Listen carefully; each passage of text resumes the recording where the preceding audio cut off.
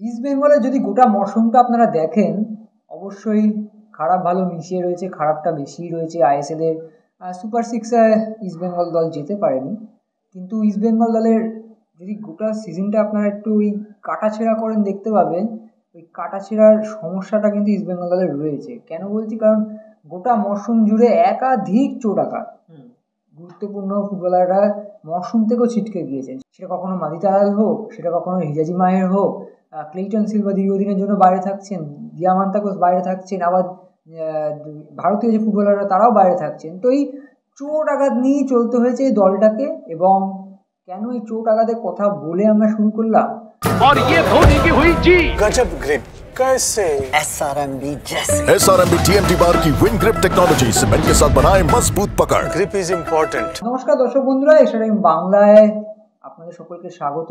আমি রৌনক, আমার সাথে আমার সতীর্থ সব্যসাচী, এবং ইস্ট বেঙ্গল নিয়ে কথা হচ্ছে, ইস্ট বেঙ্গলের চোট আঘাত নিয়ে কথা হচ্ছে। তার কারণ ইস্ট বেঙ্গল দলের আইএসএলের মরশুমটা শেষ হয়ে গেলেও ইস্ট বেঙ্গলের এখনও কিন্তু মরশুম শেষ হয়নি। তার কারণ এএফসি চ্যালেঞ্জ লিগ আপনারা জানেন, গ্রুপ পর্যায়ে অসাধারণ খেলেছিল ইস্ট বেঙ্গল। তারপর যে নকআউট পর্যায়ে কোয়ার্টার ফাইনালে ফার্স্ট লেগ ঘরের মাঠে আরকাদাগের বিরুদ্ধে 1 গোলে হার, এবং আগামীকাল তারা আরকাদাগের মাঠে গিয়ে, অর্থাৎ তুর্কমেনিস্তানের দেশের যে মাঠ, সেই মাঠে গিয়ে খেলবে। যথেষ্ট কঠিন একটা লড়াই হতে চলেছে। সেখানকার ওয়েদার অন্যরকম, সেখানে অনেক বাধা নিষেধ রয়েছে, অনেক নিয়মাবলী রয়েছে। সেই সব কিছু মিলেই প্রস্তুতি সারছে ইস্ট বেঙ্গল। এবং ম্যাচের আগের দিন যেমন সাংবাদিক সম্মেলন হয়, সাংবাদিক বৈঠক হয়, সেখানে আজকে তুর্কমেনিস্তানে উপস্থিত ছিলেন কোচ অস্কার ব্রুজো এবং ভারতীয় মিডফিল্ডার জিকসান সিং। তারা কি বললেন এই ম্যাচ নিয়ে, সেই কথাগুলো আমরা অবশ্যই আলোচনা করব। কিন্তু যেহেতু চোট আঘাতটা দিয়ে শুরু করেছি শুভ্রজি, আমি চোট আঘাতটা বলে তারপর তোমার কাছে বাকিটা জানতে চাইবো। চোট আঘাত নিয়ে কেন বলছি, তার কারণ কোচ অস্কার ব্রুজো নিজে এই কথা বলেছেন যে এই মরশুমটায় ইস্ট বেঙ্গল দলে একাধিকবার চোট আঘাতজনিত কারণে অনেক খেলোয়াড়কে পাওয়া যায়নি, কিন্তু এই ম্যাচটার জন্য তিনি কিন্তু প্রত্যেকটা খেলোয়াড়কে পাচ্ছেন। এবং তিনি বলছেন আমার দলের প্রত্যেকটি ফুটবলার সুস্থ রয়েছেন। এবং তার সঙ্গে আরও একটা ব্যাপারও রয়েছে যে সুস্থ থাকার সঙ্গে সঙ্গে এএফসির যে এই পর্যায়ে তারা লড়তে চলেছে, কোচ অস্কার ব্রুজো এটাই বলছিল যে আমরা তুর্কমেনিস্তানে এসেছি, আমরা প্রস্তুতি সেরেছি, আমরা তুর্কমেনিস্তান দেশেরই দুটি দলের কাছে ঘরের মাঠে হেরেছি। এবার তাদের ঘরের মাঠে গিয়ে হারানোর পালা, রিভেঞ্জ নেওয়ার পালা। আমার এই জিনিসটা খুব ভালো লেগেছে সব বলেছি যে ঘরের মাঠে তুর্কমেনিস্তানের দুটো দল এসে হারিয়ে গেল ইস্ট বেঙ্গলকে। সেখানে তুর্কমেনিস্তানে গেছেন এবং সেখানে তুর্কমেনিস্তানের সাংবাদিকরা ছিলেন, তাদের সামনে যে লড়াইয়ের যে বার্তাটা দিয়ে আসে যে তোমরা আমাদের ঘরের মাঠে এসে হারিয়েছো, আমরা এবার তোমাদের ঘরের মাঠে হারাবো। এই বিষয়টা খুবই ভালো লাগলো। যদিও খেলার ফলাফল কী হবে তা তো কালকে খেলার পরই বোঝা যাবে। সবাই তোমার কাছে আসবো যে কোচ অস্কার ব্রুজো তো বলছেন যে তুর্কমেনিস্তানকে হারিয়ে তিনি প্রমাণ করতে চান যে ভারতীয় দলও, ভারতীয় ক্লাবও হারাতে পারে এই তুর্কমেনিস্তানের দলগুলোকে। আর কি বলছেন এই আরকাদাগ দলটাকে নিয়ে, আর কি বলছে, মানে ফার্স্ট লেগ দেখে মনে হচ্ছিল যেটা যে ইস্ট বেঙ্গল দল অতটা হয়তো রিড করতে পারেনি দলটাকে নিয়ে, কিন্তু ওরা কিন্তু ভালো মতোই দেখে শুনে এসেছিল। এই বিষয় নিয়ে কি কিছু বলেছে? না, দেখো, প্রথমেই আগে জেনে নেওয়া যাক, পটচিত্রটা আগে স্পষ্ট করে নেওয়া যাক। সেটা হচ্ছে আরকাদাগের বিরুদ্ধে প্রথম লেগে ইস্টবেঙ্গল 1-0 গোলে পরাজিত হয়েছে, এবং এক্ষেত্রে যদি ইস্টবেঙ্গলকে 90 মিনিটে জিততে হয় তাহলে কিন্তু 2 গোলের ব্যবধানে জিততে হবে। অ্যাওয়ে গোলের কোনো ব্যাপার নেই এখানে, যেরকমটা আমরা ইউএফএ চ্যাম্পিয়ন্স লিগেও দেখেছি, অ্যাওয়ে গোল উঠে গিয়েছে, এফসিতেও সেই একই নিয়ম লাগু রয়েছে। ফলে 2-0 হোক, 3-1 হোক, 4-2 হোক, 5-3 হোক, যাই হোক 2 গোলের ব্যবধানে জিততে হবে বা তার বেশি, তাহলে কিন্তু ইস্টবেঙ্গল 90 মিনিটে কোয়ালিফাই করবে। এবং সেটা না হলে যেরকমটা আমরা দেখে থাকি এক্সট্রা টাইম এবং তারপরে পেনাল্টি শুট আউট। এবং অতটা অবধি ইস্টবেঙ্গল কি যেতে পারবে? আবহাওয়া সংক্রান্ত নানা সমস্যা রয়েছে, এবং তার মাঝেও রয়েছে কিন্তু ক্লান্তি। অস্কার ব্রুজো যেটা জানিয়েছেন যে হ্যাঁ, তাদের এখন চোট আঘাত নেই, তাদের কোনো ক্লান্তিরও সমস্যা নেই, সেটা কিন্তু জানিয়েছেন। কিন্তু প্রেস কনফারেন্সে জানানোটা একটা বিষয়, এবং যে পরিস্থিতিটা আমরা যতটা জানি, সাধারণ মানুষ যতটা জানে, সেটা কিন্তু পুরোটা আলাদা। তার কারণ হচ্ছে অস্কার ব্রুজো যখন এই বক্তব্যটা দিচ্ছেন তখনও কিন্তু তার কাছে পুরো স্কোয়াডটা তার কাছে নেই। তার কারণ বেশ কিছু খেলোয়াড় তারা জাস্ট রোববার মাঝরাতে তারা কিন্তু এই তুর্কমেনিস্তানে এসেছে, আশকাবাতে তারা এসেছে, এবং আশকাবাতে টিম হোটেলে তারা এসেছে। সুতরাং তাদের মধ্যে অনেক গুরুত্বপূর্ণ খেলোয়াড় রয়েছে, পিভি বিষ্ণুরা রয়েছেন, ক্লেইটন সিলভা রয়েছেন। সুতরাং এরা থাকাতে কিন্তু কি একটা সমস্যা তৈরি হয়েছে। নিশু কুমারের মতো প্লেয়াররা রয়েছেন যারা কিন্তু ভূমিকা পালন করতে পারেন, ডেভিড লালান সাঙ্গারা। ফলে প্রশ্নটা এখন স্বাভাবিক যে তাদেরকে কিভাবে খেলানো হবে। কারণ আরকাদাক যে দলটা, এই দলটা তাদের ঘরোয়া লিগে 30টার মধ্যে 30টা ম্যাচ জিতেছিল। 2024-এর ইয়োকারি লিগে, ওদের যে স্থানীয় লিগ, এবং তার আগের বছর 2023-এ 24টার মধ্যে 24টা জিতেছিল, একটাও হার নেই।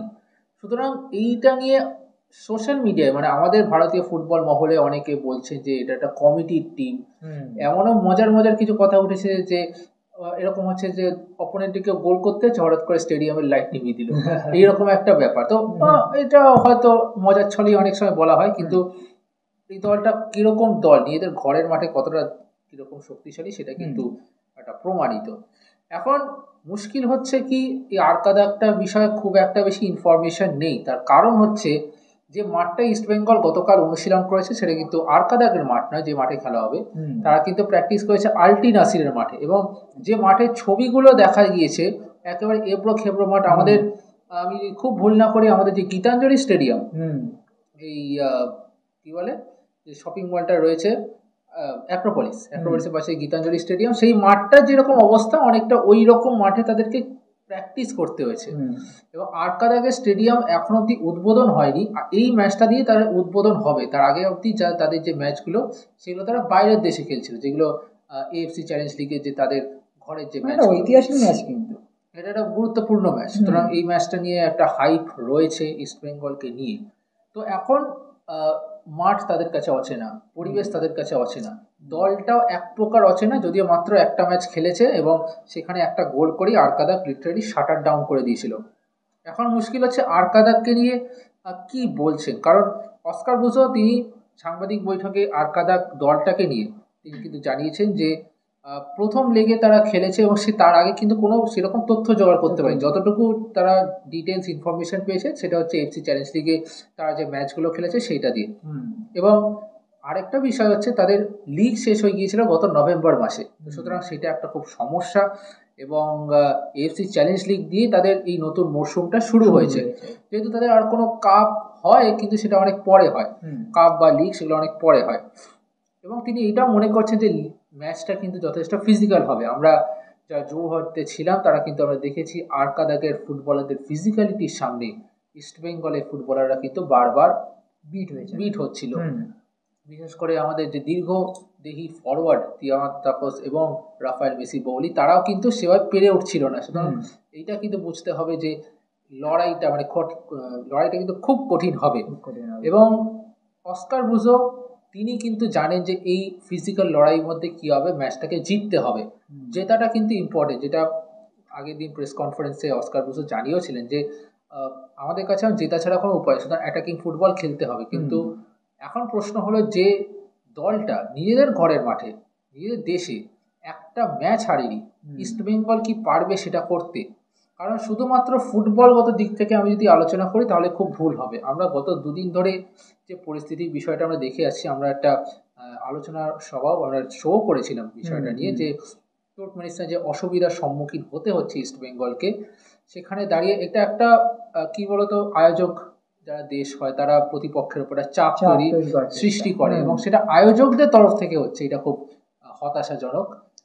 আমরা আশা করেছিলাম যে অন্ততপক্ষে আমাদের ভারতবর্ষ যেভাবে অতিথিদের সম্মান জানায়, যেটা আমাদের সংস্কৃতি, অতিথি দেবো ভব বসুদৈব কুটুম্বকম, যেটা আমাদের পুরো একটা সংস্কৃতি, সেই সংস্কৃতিটার বিপক্ষে গিয়ে তুর্কমেনিস্তান, হতে পারে তাদের দেশে এখন মিলিটারি শাসন চলছে, কিন্তু যে দেশটা এসেছে, ভারতবর্ষের একটা দল, ইস্টবেঙ্গলের মতো দল, ঐতিহ্যশালী দল, তারা এসেছে, তাদের একটু সম্মানটা পাওয়া উচিত ছিল, যেটা এই মুহূর্তে সম্মান থেকে বলা হচ্ছে ফেয়ার প্লে। ফেয়ার প্লের অভাব বড্ড কিন্তু আমাদের নজরে আসছে, এটা খুব বাজে হচ্ছে। এবং সেটা এই প্রতিকূলতা কাটিয়ে ইস্টবেঙ্গল কি করবে সেটা দেখার। তবে তিনি কিন্তু খানিকটা খোঁচা মেরেছেন, আরকাদাককে খানিকটা খোঁচা মেরেছেন। তিনি এটা বলেছেন যে আরকাদাক হয়তো ঘরোয়া লিগে দুর্দান্ত, 2 বছরের দল, 2023-এ তারা স্থাপিত হয়েছিল, ঘরোয়া লিগে তাদের দুর্দান্ত পারফরমেন্স, দুটো বছর মিলিয়ে যে 54টা ম্যাচে 54টাই জিতেছে। কিন্তু আন্তর্জাতিক মঞ্চে তারা কিন্তু মুখোমুখি হবে ইস্ট বেঙ্গলের সাথে, যাদের পারফরমেন্স কিন্তু ঈর্ষণীয়, এবং বলাই যায় যদি রেকর্ডের বিচার করা হয় ভারতবর্ষের সব থেকে সফলতম দল যারা আন্তর্জাতিক পর্যায়ে পারফর্ম করেছে। সুতরাং সেইখানে দাঁড়িয়ে ইস্টবেঙ্গলের বিরুদ্ধে লড়াইটা যে খুব সহজ হবে না আরকাদাগের জন্য, সেই বার্তাটা দিয়ে দিলেন। যদিও ইস্টবেঙ্গল কিন্তু ব্যাকফুটে রয়েছে, পারফরমেন্সের ক্ষেত্রে আমি বলছি না, পরিস্থিতির জন্য বিভিন্ন বিষয় রয়েছে। সব্যসাচী দেখো, যেরকম আবহাওয়া নিয়ে আমরা কথা বলছি, এবং যদি আবহাওয়া দেখা যায় এবং ঠান্ডা থাকে, সেখানে একটা হাওয়া বয়, একটা ম্যাচের সময় যদি ওরকম একটা ঠান্ডা হাওয়া বইতে থাকে, আমরা জানি যে ইস্টবেঙ্গল ডিফেন্সে থাকছেন হেক্টর ইউসে, একটা বয়সজনিত সমস্যা রয়েছে। সেখানে 90 যখন দেখো, আমরা যেটা এইখানে যুবভারতীতে দেখেছি যে 10 মিনিট 11 মিনিটে গোল পেয়ে গেল আরকাদা, তারপর একবারে ঝাঁপ ফেলে দিল, পার্ক দা বাস হয়ে গেল। কিন্তু শুধু যে পার্ক দা বাস সেটা না, খুব পরিকল্পনা মাফিক তারা করেছেন, এবং তাদের ট্রানজিশন কিন্তু ইস্টবেঙ্গল ট্রানজিশনের থেকে আমাদের যুবভারতীতে অনেক ফাস্ট ছিল। সেটা নেগেটিভ ট্রানজিশন হোক, সেটা পজিটিভ ট্রানজিশন হোক। এবার যে বিষয়টা যেটা এইখানে হয়েছিল, এখানে 1-0 হেরেছে ঠিকই, কিন্তু আরও গোল হতেও পারতো। মানে ইস্টবেঙ্গলের পায়ে বল ছিল, ইস্টবেঙ্গলের বল পজিশন বেশি ছিল, আধিপত্য বেশি ছিল, চান্স ক্রিয়েট অনেক বেশি। কিন্তু যদি দেখা যায়, যদি আমরা ওইভাবে না ভেবে দেখি, একপাক্ষিক না ভেবে দেখি, তাহলে দেখবো যে একটা বারেও লেগেছিল আরকাদাকে। তো সেক্ষেত্রে ওদের যে এই কাউন্টার অ্যাটাকের যে ফার্স্ট কাউন্টার অ্যাটাকটা, সেটা কিন্তু ইস্টবেঙ্গলে আমার মনে হয় অস্কার বুজো এখানে কিন্তু আরকাদা কাউন্টার অ্যাটাক খেলবে না, এখানে কিন্তু আরকাদা ফুল ফ্লেজেডলি আক্রমণে যাবে। এমন নয় যে 1-0 বলে তারা এগিয়ে রয়েছে ফলে আমরা ডিফেন্সিভ হবো, এমনটা নয়। আরকাদা কিন্তু নিজেদের ঘরের মাঠে তারা কিন্তু ফুল ফ্লেজেড আক্রমণে যাবে। এবং যদিও আগে থেকে বলতে নেই, তবুও খুব অবাক হবেন না যারা ম্যাচটি সম্প্রচারে দেখবেন, রেফারিগত কিছু সিদ্ধান্ত আবার কিন্তু হতে পারে। এটা তো মানে এটা আলোচনা না করার কোনো বিষয় না। এই কারণে বলছি না ইস্টবেঙ্গল রেফারি ভারত কাতারের কাছে হারছে ওরকম একটা গোল খেয়ে, এটা তো মানে আমাদের দেশ, আমাদের ক্লাব, তাদের দেশে তারা একটা মানে প্রাক্তন প্রেসিডেন্টের দল, অনেক রকম, বুঝতে পারছো তুমি এই ব্যাপারগুলো। দর্শক বন্ধুরা বুঝতে পারছে, মনে আছে রৌনক, রিয়াল মাদ্রিদ একবার ইউরোপের একটা দলের কাছে হেরেছিল, আমার নামটা এক্স্যাক্টলি মনে পড়ছে না, যেটা সেই দেশেরই একমাত্র দল, মানে একটা প্রেসিডেন্টের দল, সেই দলটার নাম মনে পড়ছে না। যদি দর্শক বন্ধুরা নামটা মনে পড়ে কাইন্ডলি কমেন্ট বক্সে জানাবেন। সেরকম একটা পরিস্থিতি যারা রিয়াল মাদ্রিদ হেরে গিয়েছিল ম্যাচটা, খুব ছোট, সাধারণত হারে না তো, আমার ওই জন্য মনে পড়ছে না। কিন্তু ওই রকমই পরিস্থিতি লাগছে, মানে যেরকম পরিস্থিতি হচ্ছে সেটা কিন্তু না, এই বিষয়টা আমার মনে হয় দর্শক বন্ধুরা যারা দেখছে, মানে বিশেষত মোহনবাগান সমর্থক যারা এই ভিডিওটা দেখবেন, আমার মনে হয় রাইভালরি থাকে, একে অপরকে খোঁচা মারা থাকে, ইভেন সব কিছু থাকে। তবে এই বিষয়টা আমার মনে হয় সবাই অ্যাগ্রি করবেন যে সেটা ভারতীয় ফুটবল দল খেলতে যাক, সেটা মোহনবাগান যাক, ইস্টবেঙ্গল যাক, বা যে কোনো ভারতীয় ক্লাব যাক, এই রেফারি সিদ্ধান্তের শিকার কিন্তু আমাদের বারংবার হতে হয়েছে। এবং সেটা এই যে বললাম ভারত কাতার ম্যাচ বলুন, সেটা মোহনবাগান যখন ACL2 খেলতে যাচ্ছে, সেটা যখন ইস্টবেঙ্গল AFC চ্যালেঞ্জ লিগ খেলতে যাচ্ছে, এটাতে আমাদের সম্মুখীন হতে হবে। এটা মাথায় রেখে অস্কার বুজোকে খেলাতে হবে। এবং তার সঙ্গে যেটা বললাম, আবহাওয়া একটা ফ্যাক্টর, ট্রানজিশন ফাস্ট করতেই হবে। তিনি যদি বলে থাকেন তার দল ফিট, তার দল সুস্থ, সেক্ষেত্রে কিন্তু ট্রানজিশন ফাস্ট করতে হবে। এবং আমরা অস্কার বুজো নিয়ে অনেক কথা বললাম, আরেকজন উপস্থিত ছিলেন জিকসান সিং। আর যেহেতু ওই ফিজিক্যাল গেম বলছো, ফিজিক্যাল কন্ট্যাক্টের কথা বলছো, গেম ওরা যেরকম খেলে, আমার মনে হয় জিকসান সিং এর যে ফিজিক্যাল এবিলিটি রয়েছে, আমার মনে হয় সেটাকে ঠিকঠাক যদি ব্যবহার করা যায়। আর জিকসান তিনি কিন্তু বলছেন যে এই ম্যাচটা কিন্তু জিকসান শুধু ইস্টবেঙ্গল ক্লাবের হয়ে খেলতে যাচ্ছে বা ইস্টবেঙ্গলকে রিপ্রেজেন্ট করছে এরকম নয়, তিনি এটাকে ভারতকে রিপ্রেজেন্ট করছে এরকমভাবে দেখবেন। স্বাভাবিক ব্যাপার সম্পর্কে যখন আমরা এই যে শো করি, যখন মোহনবাগান ACL2 এর ম্যাচ খেলছিল বা যখন এই সমস্যাটা হলো, আমরা মোহনবাগানের হয়ে বলেছিলাম কেন, যখন মোহনবাগান ইন্ডিয়াকে রিপ্রেজেন্ট করছে। এখন ইস্টবেঙ্গল চ্যালেঞ্জ লিগ খেলছে, আমরা ইস্টবেঙ্গলের হয়ে কথা বলছি কারণ ইস্টবেঙ্গল রিপ্রেজেন্ট করছে, ভারতকে রিপ্রেজেন্ট করছে। জিকসান সিং আর কি বলছে? জিকসান এটাই মানে ভালো কথা বলেছে, যে এটাই মেন তার কথা, যে তিনি দেশকে রিপ্রেজেন্ট করতে যাচ্ছেন। ইস্টবেঙ্গল তো বটে, ইস্টবেঙ্গল জার্সি পরে তিনি নামবেন, ঐতিহ্যকে চেনেন এবং তার সেই ঐতিহ্যকে মেনেই তিনি খেলবেন, এবং তার সাথে সাথে দেশকেও গর্বিত করার কাজ করবেন। এবং শুধু তিনি নন, তার সাথে সাথে যারা ভারতীয় ফুটবলাররা রয়েছেন তারাও কিন্তু এই একই কাজই করবেন। এবং তার পাশাপাশি এটাও জানিয়েছেন যে আরকাদাকে বিরুদ্ধে ম্যাচ কঠিন হবে, প্রথম লেগে তারা খেলেছে, ফলে একটা লড়াই হবে, এটা যেটা সাধারণ কথা সেটা বলেছে। জিকসানের ক্ষেত্রে কিন্তু এই ম্যাচটা অত্যন্ত গুরুত্বপূর্ণ, কারণ হচ্ছে আনোয়ার আলী নেই, লালচুনডুঙ্গা সেন্টার ব্যাকে কতটা নির্ভরযোগ্য সেটা নিয়ে বেশ প্রশ্ন আছে, কারণ সাইড ব্যাকে তাকে প্রথম লেগে খেলানো হয়েছিল এবার জিকসন সিংকে যদি এই ম্যাচে সেন্টার ব্যাক খেলানো হয় সেক্ষেত্রে কিন্তু একটা সমস্যার মধ্যে পড়তে পারেন, কারণ ওই একটা গোল ছাড়া আমরা যদি দেখি জিকসনকে হয়তো তিনি সামলে নিয়েছিলেন প্রথম লেগটা, তবে দ্বিতীয় লেগটা বেশ কঠিন হবে। এবার এটাই দেখার অস্কার ব্রুজো তিনি কি মাঝ মাঠে তিনি সৌভিক চক্রবর্তী এবং সল ক্রেসপোকে রাখবেন, কিন্তু তার পাশাপাশি তিনি কি জিকসন সিংকেও মাঝখানে রাখবেন, তাহলে সাইড ব্যাককে খেলবে। কারণ সাইড ব্যাকে তুমি নিশু কুমার বা প্রভাত লাকড়া তাদেরকে খেলার সমস্যা, কারণ যেভাবে উইং থেকে আক্রমণ ওঠে খুব কঠিন হয়ে যায় তাদের পক্ষে। তাদের ডিফেন্সিভ কোয়ালিটিটা সেই মানের নয়, আমি তাদের প্রতি শ্রদ্ধা রেখেই বলছি যে আরকাদাগের বিরুদ্ধে সেই মানের নয়। যেরকমটা মোহাম্মদ রাকিব যদি রাইট ব্যাকে খেলেন তাহলে সেটাও একটা বড় সমস্যা, যদিও তাকেই খেলতে হবে, এছাড়া কোনো উপায় নেই। তবে সব্যসাচী আমি একটা জিনিস, তুমি যেহেতু বলছো ডিফেন্স লাইন নিয়ে, যদি হেক্টর হিউজসে আর জিকসন সিং সেন্টার ব্যাকে থাকে, আমার মনে হয় যদি জিকসন অ্যাডপ্ট করে নিতে পারে ওই পজিশনটা, কারণ অনেকদিন ধরে অনুশীলন তো করছেন, যদি অ্যাডপ্ট করে নিতে পারেন এবং একটা মেলবন্ধন হেক্টরের সাথে হয়ে যায়, সেক্ষেত্রে একটা অ্যাডভান্টেজ আমার যেহেতু মনে হচ্ছে যে একটা অ্যাডভান্টেজ হতে পারে যে আরকাদাগের যেহেতু ফুটবলারদের ফিজিক্যাল এবিলিটিটা ভালো, সেক্ষেত্রে দুজন লম্বা চওড়া ডিফেন্ডার যদি ইস্টবেঙ্গল ডিফেন্সে থাকে সেটা একটা প্লাস পয়েন্ট হবে। অবশ্যই আনোয়ারের জায়গা তো পূরণ করতে পারবেন না জিকসন সিং, কেন যদি কোনো ন্যাচারাল সেন্টার ব্যাকও থাকে আনোয়ার এই নিয়ে কোনো প্রশ্ন নেই। ভারতের মানে অন্যতম শ্রেষ্ঠ এই মুহূর্তে ডিফেন্ডার, এবং শুধু ডিফেন্স করা না, তার বিভিন্ন রকমের এবিলিটি রয়েছে, সেটা পাসিং বলো, সেটা কন্ট্রোল বলো, সেটা অ্যাগ্রেসিভনেস বলো, ট্যাকেল বলো, পজিশনিং বলো, সব পজিশনের জন্য সেম। যেমন জিকসন সিংকে যদি তার ন্যাচারাল পজিশনে খেলানো হয়, Jeakson one of the best, একদম সেরকমই ব্যাপার। তবে সব মিলিয়ে যদি দেখা যায় দর্শক বন্ধুরা, ইস্টবেঙ্গলের এই আরকাদাগের ম্যাচ,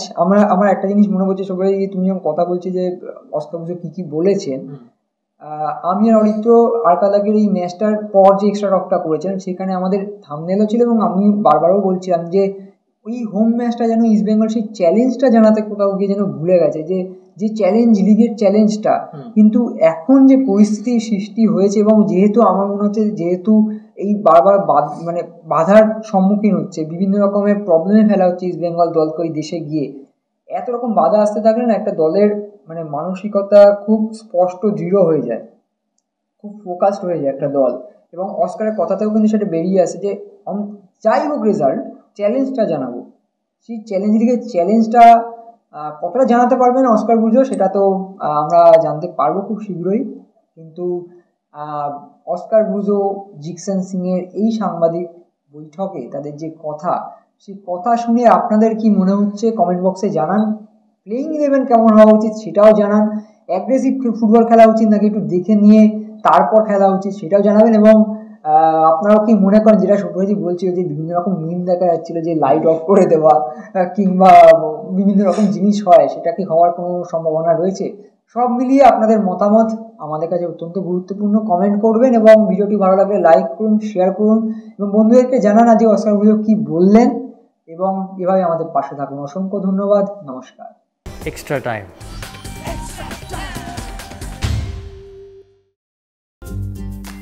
লেটেস্ট নিউজ আর এক্সক্লুসিভ ভিডিওর সঙ্গে আপডেট থাকতে এখনই সাবস্ক্রাইব করুন আমাদের ইউটিউব চ্যানেল। বেল আইকনে ক্লিক করতে ভুলবেন না যেন।